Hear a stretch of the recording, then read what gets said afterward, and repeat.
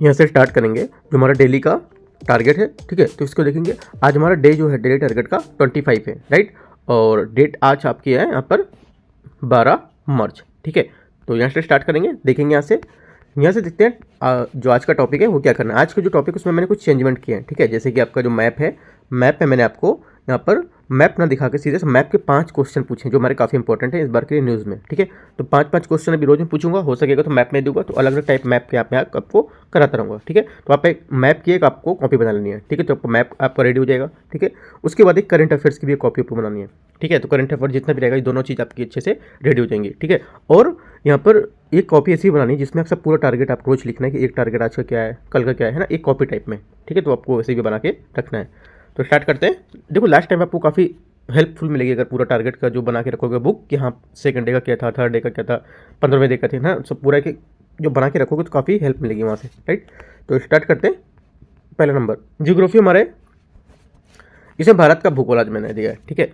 भारत के भूगोल में भारत की स्थिति व विस्तार आपसे ये पूछा है, ठीक है। क्या भारत की स्थिति है, क्या विस्तार है, आपको यहाँ पर ये बताना है। कितना एरिया है ना, क्या यहाँ पर इसका लैंड बॉडी शेयर कितनी करता है, कहाँ पे कितना, यहाँ पर जो हमारी जो स्थिति है इसकी वो कैसी होगी। हिंद महासागर का महत्व क्या है, हिंद महासागर के बारे में आपको जानना है, ठीक है। उसके बाद इसका महत्व क्या है ये देखना है। भारत के राज्य व केंद्र शासित प्रदेश, भारत के हमारे कुछ राज्य हैं वो देखने, और जो केंद्र शासित प्रदेश हैं है ना वो यहाँ पर देखने, राइट। देखो ये तो मैं आपको आपको करना ही है, जो आपकी ज्योग्राफी के बुक वहाँ से करना है, ठीक है। इसके साथ साथ जो इसके हमारे न्यूज़ में रहेंगे, जैसे भारत के कुछ राज्य हमारे न्यूज़ में थे वो मैं आपको करंट में करवा दूंगा, ठीक है। और केंद्र शासित प्रदेश जो न्यूज़ में वो भी आपको मैं करंट में करवा दूंगा, ठीक है। देखो बहुत लोगों ने पूछा कि क्या इतना पढ़ने से क्या करंट अफेयर सफिशिएंट हो जाएगा। देखो सफिशिएंट वाली बात नहीं है, यहाँ पर क्या है आपको मैं बोला PT 365 भी पढ़ने देता हूँ रोज, है ना। वो वहाँ से आपकी करंट कवर हो रही, प्लस यहाँ से मैं आपको जो अभी लेटेस्ट टॉपिक चल रहे हैं अप्रैल 2024 से, ठीक है। अप्रैल 2024 जितने भी टॉपिक हैं, और यहाँ पर अप्रैल 2025 जितने भी टॉपिक इंपॉर्टेंट रहेंगे वो PIB का, ठीक है। और यहाँ पर इंडियन एक्सप्रेस, ठीक है, और द हिंदू, इन सब के जितने भी क्वेश्चन बनेंगे वो सब मैं आपको यहाँ पर करा दूंगा, ठीक है। आपके बाकी यहाँ पर जो PT 365 में भी आप कवर कर ही रहे हो, है ना। तो ज़्यादातर क्या है मैं स्कीम भी कवर करा रहा हूँ इसमें, स्कीम योजनाएं जो है, योजनाएं क्योंकि विजन आया है वो बाद में लगता है, मैं आपको योजनाएं पहले करा दे रहा हूँ सब, ठीक है। तो जो भी डाउट रहता है आप एक एक बात को यहाँ पर पूछ भी सकते हो, ठीक है।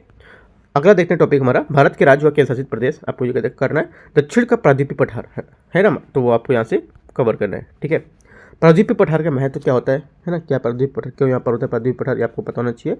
उत्तर की विशाल पर्वतमाला क्या होंगी, ठीक है। उत्तर की हमारे जो विशाल पर्वतमालाएं हैं वो क्या है उसके बारे में पढ़ना है ना। हिमालय का महत्व क्या होगा हमारे लिए, या उत्तर भारत का जो विशाल मैदान है ये क्या होता है, ठीक है। आगे भारत के हमारे जो भू आकृति कुछ प्रदेश हैं जिसके अंतर्गत हमारा आता है उत्तर का पर्वतीय क्षेत्र, राइट। और ट्रांस हिमालय जो एरिया है, ट्रांस हिमालय क्षेत्र होता है वो, महान जो वृहत हिमालय होता है वो भी, लघु हिमालय क्या है ना, शिवालिक हिमालय क्या होता है, और उत्तर भारत में का जो विशाल मैदान है ये क्या है, राइट। भावर प्रदेश हमारे क्या होंगे, तराई के प्रदेश क्या होंगे, और बांगर प्रदेश क्या होते हैं, ठीक है। ये सब हमारे छोटे छोटे टॉपिक है आपको कवर करना है। और खादर प्रदेश, तटवर्ती मैदान और द्वीपी भाग, है ना, जो हमारे द्वीप भाग होते हैं वो क्या होंगे, ये सब आपको जितने भी डेफिनेशन है एक एक लिख के टारगेट में और अच्छे से कवर करनी है, राइट। आगे देखते हैं। और इसी में शामिल है अंडमान निकोबार द्वीप समूह और लक्षद्वीप द्वीप समूह, इन दोनों के बारे में आपको पढ़ना है, ठीक है। देखते हैं आगे। ये जो आपका है ज्योग्राफी का, ये आप जो भी आपके पास नोट्स है आपको देखो अभी नया लेने की अब जरूरत नहीं है, अगर पहले डे से दूसरे डे से आप ले सकते थे अगर मैंने आपको बोला था, ठीक है। अगर आपके पास महज बर्नवाल बुक है तो बहुत अच्छी बात है, ठीक है। नहीं है तो सेकंड ऑप्शन आपका है कि जो भी आपका क्लास नोट्स है उससे भी कवर कर सकते हो, वो भी अगर नहीं है तीसरी कोई बुक है ज्योग्राफी की तो उससे भी आप कवर कर सकते हो। देखो अगर माजिद हुसैन की बुक है न्यू वाली अगर होगी तो आपको बेस्ट रहेगी वो, ठीक है। तो वहाँ पे वो भी हमारा सफिशियंट है, वो भी ऐसा आप यहाँ से कवर कर सकते हो उससे भी। आगे देखते हैं। पॉलिटी में हमारा क्या है, पॉलिटी में इंडियन पॉलिटी एवं गवर्नेंस में हमारा है संघ एवं राज्यों के उत्तरदायित्व, जो हमारे संघ और राज्य हैं उनके क्या उत्तरदायित्व होते हैं, है ना। जैसे हमारा उत्तरदायित्व क्या है, पढ़ना, ठीक है, पढ़ना और लोगों को बताना समझाना कि क्या गलत है क्या सही है ना। तो आप लोगों का क्या काम है, पढ़ना, है ना। तो वही चीज़ है कि हमारे संघ राज्य होंगे उनके क्या कार्य होंगे और क्या उनका उत्तरदायित्व होगा। संघीय शासन की जो संरचना होगी हमारी वो क्या होगी, ठीक है, क्या होती है संरचना, हमारी स्ट्रक्चर इसका पूरा क्या होगा, कैसे काम करता है, केंद्र और राज्य के संबंध कैसे होते हैं, क्या है ये। संघीय शासन की चुनौतियाँ, संघीय शासन होता है हमारा, उसकी क्या चुनौतियाँ हो सकती है ना। संघीय शासन के संबंधित कुछ मुद्दे भी होते हैं, है ना, वो आपको यहाँ पर देखना है। और संघीय शासन में स्वायत्तता की विशिष्ट क्या रूप है ये बताना है। स्थानीय स्तर पर शक्ति व वित्तीय हस्तांतरण क्या होता है ना। नगर पालिकाएं क्या होती हैं ये आपको यहाँ से इतने कवर करने टॉपिक। पहला तो हमारा जो सोर्स है क्या, एम लक्ष्मीकांत हो जाएगा, अगर आपके पास है तो, ठीक है। नहीं है तो आप यहाँ पर राजेश मिश्रा सर की बुक है वहाँ से कवर कर सकते हो, ठीक है। अगर ये भी नहीं है तो आपको क्या करना है, जो भी क्लास नोट्स आपके पास है वो तो हो गई, बुक से करना है, या तो आप जो भी मटेरियल अपने नोट्स बनाया है कहीं से तो भी ऐसे आप यहाँ पे कवर कर सकते हो, ठीक है। यूपीएससी के नोट्स होने चाहिए वो, यानी कि आपका नोट्स जो है वो अदर एग्जाम के हैं, उससे आप यहाँ पे ढूंढो ये सब टॉपिक, तो आपको नहीं मिलेंगे ये, ठीक है। आगे देखते हैं। जैसे तीसरा टॉपिक है PT 365 है, साइंस एंड टेक्नोलॉजी की। कल हम लोगों ने यहाँ पर किया था तीसरा टॉपिक को, ठीक है। आज करेंगे टॉपिक नंबर 4 और टॉपिक 5, दोनों टॉपिक को आज खत्म करेंगे, ठीक है। जो हमारी साइंस टेक्नोलॉजी है उसके यहाँ पर दोनों टॉपिक को कवर करेंगे, राइट। और आगे देखते हैं। इसके बाद हो जाएगा हमारा टॉपिक 4। टॉपिक 4 में आ जाएगा आपका सी सेट, ठीक है। सी सेट में आपका प्रीवियस ईयर क्वेश्चन 2021 का ओनली 41 से क्वेश्चन से 60 क्वेश्चन तक, मतलब 20 क्वेश्चन आपको यहाँ से कवर करने हैं। कितना, 2021 का जो टेस्ट हमारा यूपीएससी का सी सेट का पेपर है वहाँ से आपको 41 प्रश्न से लेकर 60 प्रश्न तक करने हैं, ठीक है। ओनली 20 क्वेश्चन करने, ज़्यादा नहीं करने। और इन 20 क्वेश्चन करोगे, इन 20 क्वेश्चन के आपको मेथड पता होनी, क्या मेथड है, भले ही आपको कंप्रीहेंशन में क्या मेथड लग रहा है ना, वो चीज़ आपको यहाँ पर फॉलो करना है। आगे देखते हैं। आगे हमारी टॉपिक है टॉपिक 5, मॉडर्न हिस्ट्री, आधुनिक भारत जो हमारा यहाँ पर, इसमें टॉपिक आएगा राष्ट्रीय आंदोलन, ठीक है। राष्ट्रीय आंदोलन 1905 से 1919, उसके बीच में आपको कल मैंने बताया था तो कुछ और कुछ टॉपिक आज है। आज इसमें से कम ही टॉपिक होंगे क्योंकि आज हमारा मैप में हो गया और PT 360 मैंने 2 टॉपिक आपको बढ़ा दिया, ठीक है। इस वजह से यहाँ पर थोड़ा सा कम है। सरकार की रणनीतिक और सूरत विभाजन, ठीक है। सूरत विभाजन पर जो सरकार की क्या रणनीति थी वो आपको करनी है, क्योंकि सूरत विभाजन तो मैंने कल आपको बताया था करने को, ठीक है। और इस पर सरकार की क्या रणनीति होगी ये आपको देखना है। क्रांतिकारी आतंकवाद क्या होते हैं, मार्ले मिंटू सुधार जो हमारा 1909 है, इंपॉर्टेंट है हमारा, ये क्या होता है, ठीक है, इसको पढ़ना है। भारतीय राष्ट्रवादी और प्रथम विश्व युद्ध है ना, इसके बारे में आपको पढ़ना है, ठीक है। आगे देखते हैं। होम रूल लीग आंदोलन, ये आपको देखना है। और कांग्रेस का लखनऊ अधिवेशन या लखनऊ समझौता 1916, ये भी आपको पढ़ना है। मांटेग्यू घोषणा 20 अगस्त 1917, ये भी आपको कवर करना है, ठीक है। आगे देखते हैं। और तो यहाँ से हमारा हिस्ट्री का टॉपिक उतना ही था जितना मैंने आपको बताया। टॉपिक 6 हमारा क्या हो जाता है, टॉपिक 6 में आपकी करंट अफेयर्स आएगी। आपके ओनली 5 टॉपिक होंगे यहाँ पर, ठीक है, जो काफ़ी इंपॉर्टेंट है हमारे PIB के लेके, है ना, अप्रैल से लेके मई के बीच के भी हैं वो मैं आपको यहाँ पे दिखाता हूँ, ठीक है। तो देखते हैं। पहला टॉपिक है हमारा technology development board, TDB, department of science technology के अंतर्गत आता है हमारा ये, ठीक है। तो हमारा भी इसने सेलिब्रेट किया है नेशनल टेक्नोलॉजी डे, है ना, कब मनाते हैं याद रखना है, 2024 में सेलिब्रेट किया गया था ये, तो इंपॉर्टेंट है हमारा। तो जो प्रौद्योगिकी विभाग है, विकास बोर्ड है, TDB, विज्ञान एवं प्रौद्योगिकी विभाग, राष्ट्रीय प्रौद्योगिकी दिवस 2024 मनाता है, ठीक है। और इसके बारे में कुछ नहीं दिया है, अच्छा इतना ही सिर्फ इसके बारे में दिया। तो यहाँ से इंग्लिश वाले में थोड़ा सा देख लेते हैं। यहाँ पर देखो इसने क्या है, जो हमारा TDB जो डिपार्टमेंट है, मतलब TDB हमारा जो बोर्ड है, इसने डिपार्टमेंट ऑफ टेक्नोलॉजी के अंतर्गत आता है। इसने यहाँ पर सेलिब्रेट किया क्या, हमारा जो टेक्नोलॉजी डे है ये 2024 कब मनाता है, ये हमारा मनाता है 11 मई, ठीक है। 11 मई को हमारा ये मनाया जाएगा, राइट। अभी मनाया जा चुका है पहले वाला 2024 में, यहाँ पर दे रखा है ये 11 मई 2024 को, ठीक है। और यहाँ पर कहाँ पर था, क्या क्या था, ऑडिटोरियम जो हमारा नई दिल्ली में यहाँ पर मनाया गया था, ठीक है। आपसे बोलेगा कि जो साइंस टेक्नोलॉजी हमारा जो डे है अभी मनाया गया हाल ही में, ये 2013 से स्टार्ट किया गया, या बोल देगा 2023 से स्टार्ट किया गया था, ठीक है। और इसका इस साल यहाँ पर ये तीसरा मनाया जाएगा 2025 में, तो क्या गलत हो जाएगा, ये दूसरा मनाया जाएगा। और 24 से स्टार्ट हुआ था 11 मई को, ये पूरी बात सही दे देगा, आपको डेट गलत दे देगा 12 मई से करके, ठीक है। तो आपको ये याद रखना है, राइट। और यहाँ पर कुछ इंपॉर्टेंट होता है तो देख लेते हैं, और कुछ इंपॉर्टेंट यहाँ पे खास नहीं है इसमें, ठीक है। बाकी ये जो डे था इस वजह से इंपॉर्टेंट था कि यहाँ पे न्यूज़ में आया था ये। आगे देखते हो। टॉपिक 2 हमारा 4th मीटिंग एशियन जो हमारा trade goods agreement joint committee है उसके बारे में, ठीक है। देख लेते हैं हिंदी में। ये भी कब हुई थी, मलेशिया, फ्रॉम 7 से 9 मई को यहाँ पर, है ना। को चेयर्ड बाई यहाँ पर श्री राजेश अग्रवाल, है ना, जो यहाँ पर एडिशनल सेक्रेटरी यहाँ पर थे डिपार्टमेंट ऑफ कॉमर्स इंडिया के, है ना। तो यहाँ पर स्टार्ट करते हैं, हिंदी में देखते हैं। यहाँ पे सब देख सकते हो ये। भारत और घाना ने 6 महीने की अवधि के भीतर घाना के इंटर बैंक भुगतान की निपटान प्रणाली पर की थी, ठीक है। उसमें से भारत के एकीकृत भुगतान इंटरफेस UPI के संचालन की दिशा में काम करने पर सहमति व्यक्त की है, राइट। और दोनों पक्षों ने डिजिटल परिवर्तन समाधान और स्थायी जो हमारी स्थानीय मुद्रा है उसके निपटान की प्रणाली के लिए यहाँ पर MOU पर साइन किया है, ठीक है। महत्व क्या होगा इसका महत्व होगा, घाना में जो अफ्रीकी क्षेत्र है उसमें भारत के लिए एक व्यापारिक भागीदार के रूप में महत्व रखता है। ये 22-23 में द्विपक्षीय व्यापार $2.87 बिलियन अमेरिकी डॉलर तक यहाँ पर पहुँच गया था, ठीक है। और ये कहाँ तक किस क्षेत्र में फैला है आप देख सकते हो, सेवा कृषि क्षेत्र, पर्यटन में यहाँ पर क्षेत्रों में फैला हुआ है। टॉपिक 3 हमारा है India France joint military exercise जो है शक्ति मेघालय में, ठीक है। तो देखते हैं इसको।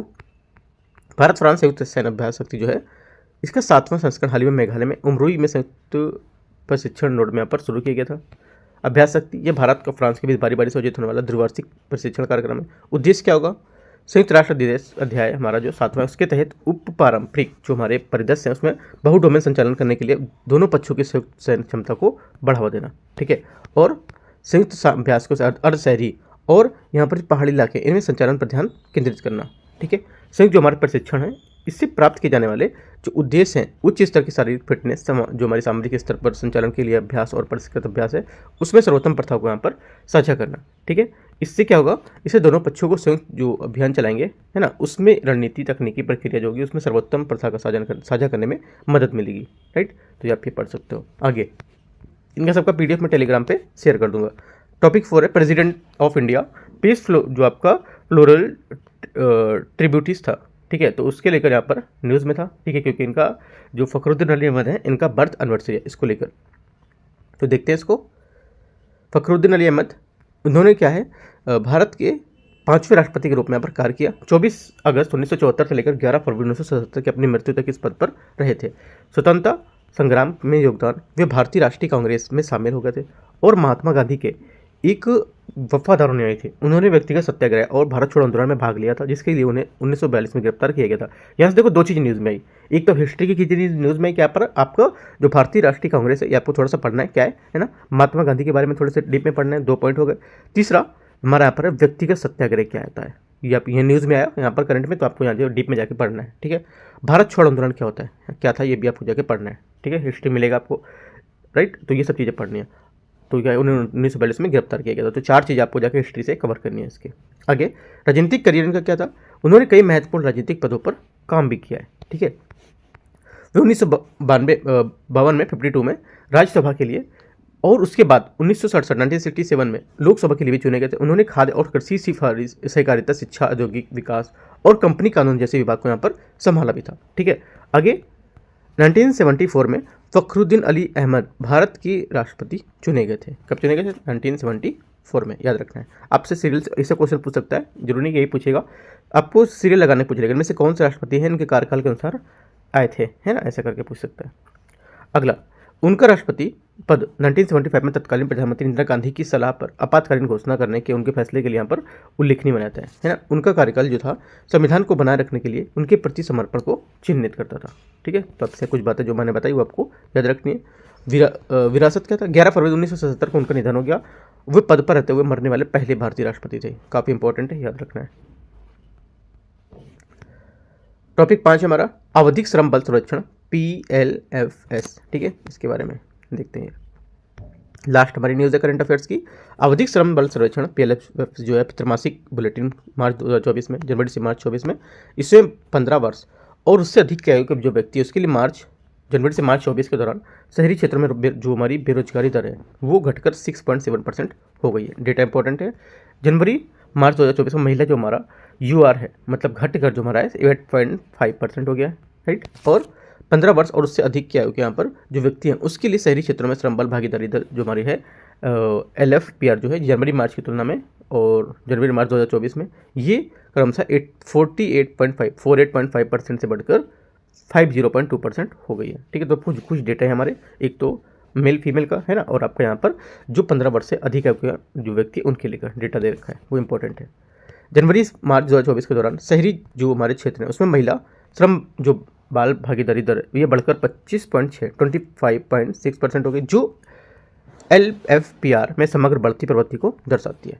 आगे 15 वर्ष और उससे अधिक आयु के व्यक्ति के लिए श्रमिक जनसंख्या अनुपात जो है WPR में वृद्धि की प्रवृत्ति मार्च जो है जनवरी से मार्च 2023 में 45.2% तक, जनवरी मार्च में पर जो 24 में 46.9% तक हो गई है, ठीक है। 15 वर्ष से अधिक आयु के व्यक्ति के लिए श्रमिक जनसंख्या अनुपात यहाँ पर बता रहा है। वहाँ पे क्या बता रहा था, जो युवा लोग हैं उसके बारे में बता रहा था, यहाँ पे श्रमिक जनसंख्या बता रहा है। और शहरी क्षेत्रों में महिला श्रमिक के लिए है ना, यहाँ पे महिला श्रमिक के लिए क्या होगा, ये बढ़कर 23.4 हो गई है ना, और ये WPR समग्र वृद्धि की प्रवृत्ति को दर्शा रही है। तो आपको ये चारों पाँचों पॉइंट आपको नोट कर लेना। महिला वृद्धि दर है ना, महिला दर, और जो पुरुष वृद्धि दर है ना, 15 साल से अधिक, 15 साल से जो अधिक में हमारे श्रमिक होंगे वो, तो ये सब आपको डेटा याद रखना काफ़ी इंपॉर्टेंट है। आगे देखते हैं, आगे हमारा टॉपिक है मैपिंग का। Topic 7 mapping. यहाँ पर देखो मैंने बोला कि आपको जो मैपिंग है जो कराऊंगा कुछ क्वेश्चन के साथ यहाँ पर प्रैक्टिस है ना। जैसे कि आपका बोला है इजराइल की सीमा जो साझा सीमाएं हैं, जो हमारा इजराइल है, इनमें से कौन से यहाँ पर जो देश है उसकी सीमा को साझा करता है, आपको बताना है ए, बी, सी या डी। ये अपना क्वेश्चन खुद से करके आंसर कमेंट में देना है, या टेलीग्राम पे भी आप शेयर कर सकते हो, या व्हाट्सअप पे जुड़े हो तो व्हाट्सअप पे आप कमेंट नहीं कर सकते हो तो व्हाट्सअप पे जाके आप टेलीग्राम पे कमेंट कर सकते हो, यूट्यूब पे भी कर सकते हो, राइट। या आप यहाँ पे जो फेसबुक है वहाँ पे भी मैं डालूंगा, वहाँ पे भी आप शेयर कर सकते हो, है ना, आंसर अपना आज के टारगेट का। पहला क्वेश्चन है। दूसरा क्वेश्चन, ज्वालामुखी पर्वत माउंट सेंट हेलेंस कहाँ स्थित है ये, ठीक है, न्यूज़ में था, कहाँ पर स्थित बताना है, चिली में, जापान में, फिलीपींस में या यूएसए में। तो चारों ऑप्शन देख के आपको यहाँ पर बताना है। आगे क्वेश्चन नंबर 3, तंजानिया और युगांडा के बीच अंतर्राष्ट्रीय सीमा निम्नलिखित में से कौन सी झील युगांडा राज्य बनाती है। देखो यहाँ पर कुछ थोड़ा सा प्रिंट हो रहा है हिंदी में, तो मैं यहाँ से समझा देता हूँ आपको। देखो which of the following lakes जो है यहाँ पर from and the international bodies जो बाउंड्री है बिटवीन तंजानिया एंड युगांडा, जो हमारी इंटरनेशनल जो बाउंड्री है ये तंजानिया और युगांडा से शेयर करती हैं किसके साथ, तो ये बताना है। तो यहाँ पे बोला है पहला चाड, मलावी, विक्टोरिया और जम्बेजी, ठीक है। यहाँ से हिंदी से भी कुछ आप यहाँ पे कवर कर सकते हो, पढ़ सकते हो। तो आंसर आपको बताना है क्या होगा इनमें, ठीक है। Question number 4, where are the जो बलेरिक आइसलैंड है, जो बलेरिक आइसलैंड है ये कहाँ पर स्थित है, लोकेटेड, इस लोकेशन पूछ रहा है कहाँ पर है, तो आपको बताना है। एक तो आपको बोला पहला मेडिटेरियन सी, ब्लैक सी, बाल्टिक सी या नॉर्थ सी, कहाँ पर है ये बताना है, ठीक है। तो आपको यहाँ पे चौथा क्वेश्चन ये करना है। पांचवा, देखो हिंदी में मैंने तो आपको बता दिया है ना कि लोकेशन पूछा है, जो हमारा बलेरिक आइलैंड इसके लोकेशन पूछ रहा है, तो आपको यहाँ से बताना है। पाँचवा नंबर, हिंदी इसकी मतलब इंग्लिश काफ़ी आसान है इसका, तो मैं हिंदी यहाँ पे नहीं लिखा हूँ, ठीक है। कुछ इंग्लिश भी आपको थोड़ा बहुत पढ़ना चाहिए, क्योंकि अभी आप यूपीएससी पेपर निकालोगे, क्वालिफाई करोगे, ऑफिसर बनोगे, तो क्या वहाँ पर इंग्लिश ही लैंग्वेज आपका यूज होगा, हिंदी वहाँ पे नहीं यूज होगा, ठीक है। आगे, which one of the following countries does not borders, जो शेयर करता है कैस्पियन सी, इनमें से कौन सा जो कंट्री है जो कैस्पियन सीमा से साझा नहीं करता है बॉर्डर इसका, ठीक है। तो आंसर क्या हो जाएगा आपको बताना है। एक तो आर्मेनिया और अजरबैजान और कजाकिस्तान या तुर्कमेनिस्तान, ठीक है। तो आपको इनमें से बताना है कौन से यहाँ पे सही होंगे। तो आपके टोटल 5 क्वेश्चन है, 5 क्वेश्चन आपको यहाँ से करने, ठीक है। और मैप आपको इसी के थ्रू जो भी क्वेश्चन देखोगे उसी के थ्रू मैप अपना एटलस जो खरीदा है आपने वो यहाँ से उससे देख सकते हो, राइट। ज्वाइन कर सकते हो टेलीग्राम चैनल, कुछ डाउट रहता है वहाँ पे आप पूछ सकते हो, या यूट्यूब चैनल पे भी आपने लिंक शेयर कर दूंगा, वहाँ भी आप जुड़ सकते हो टेलीग्राम से भी, ठीक है। कोई डाउट रहता है आप नीचे कमेंट पे पूछ सकते हो, राइट। इन क्वेश्चनों के आंसर आप अगर टारगेट करते हो तो एक भले ही आप आंसर गलत निकलता है, ठीक है, तो लेकिन तभी गलत करोगे तो ही तो सही होगा। ये नहीं कि मुझे नहीं आ रहा है तो मैं गलत करूँ, इसी बहाने चलो आप गलत करोगे, इसी बहाने अपने गूगल सर्च करके भी आंसर देख सकते हो, है ना। गूगल सर्च करोगे तो क्या थोड़ी बहुत चीज़ एक्स्ट्रा सीखोगे कि हाँ यहाँ से इतने कुछ है, वहाँ से भी आंसर देख सकते हो, ऐसा कुछ नहीं है। मैं ये दे रहा हूँ 5 मैंने क्वेश्चन दिए कि आप नहीं आते गूगल सर्च करके आंसर दो, है ना, बट आंसर देने हैं, राइट। गूगल सर्च करके क्यों बोलो, अगर आपको पता है तो दे सकते हो, नहीं पता है तो आप वहाँ सर्च करोगे तो एक दो बातें आपको एक्स्ट्रा दिखेंगी, वहाँ मैप कहाँ है इसी बहाने आपको दिख जाएगा, है ना। तो वो चीज़ आपको करना है, right. All the best, thank you.